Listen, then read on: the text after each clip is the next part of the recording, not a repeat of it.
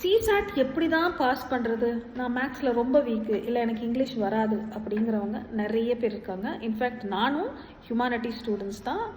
ஆனால் மேத்து ரொம்ப கஷ்டப்படுவேன், எனக்கு மேக்ஸ் பிடிக்காது, ஏன்னா நான் நினச்சேன் எனக்கு அது வராதுன்னு. பட் யூபிஎஸ்சி போனதுக்கு அப்புறம் தான் தெரியும் மேத்லேயும் நிறைய விஷயங்கள் இருக்குது.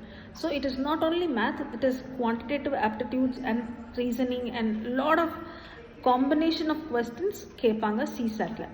ஸோ நீங்கள் அதை அனலைஸ் பண்ணிங்கன்னா 40 to 45 கொஸ்டின்ஸ் காம்ப்ரஹென்ஷன் அண்ட் பாக்கி மேத்தோ ரீசனிங்கோ அது எல்லாமே இருக்கும். நீங்கள் இங்கிலீஷ் உங்களுக்கு நல்லா வரும் அப்படின்னா இங்கிலீஷ் ப்ராக்டிஸ் பண்ணுங்கள், நியூஸ் பேப்பர் படிங்க, காம்ப்ரஹென்ஷன் படிங்க.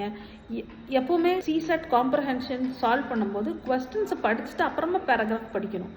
உல்டாவாக படித்தோம்னா கன்ஃபியூஸ் ஆயிடும். ஹியூமானிட்டிஸ்னாலும் சரி, என்ஜினியரிங் ஸ்டூடெண்ட்ஸாலும் சரி, இவங்க 2 பேருமே பாஸ் பண்ணுற மாதிரி தான் சிசாட் கொஸ்டின்ஸ் ஃப்ரேம் பண்ணுவாங்க. ஸோ என்னால் அது முடியாது அப்படிங்கிறது கிடையாது. ரீசனிங் இருக்குது, கிளாக் ஒர்க் இருக்குது, டிஸ்டன்ஸ் கவர்டு இருக்குது, பசில்ஸ் இருக்குது. ஸோ இந்த மாதிரி சிம்பிள் கொஸ்டின்ஸ் நீங்கள் டேலி பண்ண கற்றுக்கங்க. அண்ட் காம்ப்ரஹென்ஷன் நியூஸ் பேப்பர் வச்சு டெவலப் பண்ணி சிசாட்டை கிளியர் பண்ணுங்கள். I'll see you in the next video.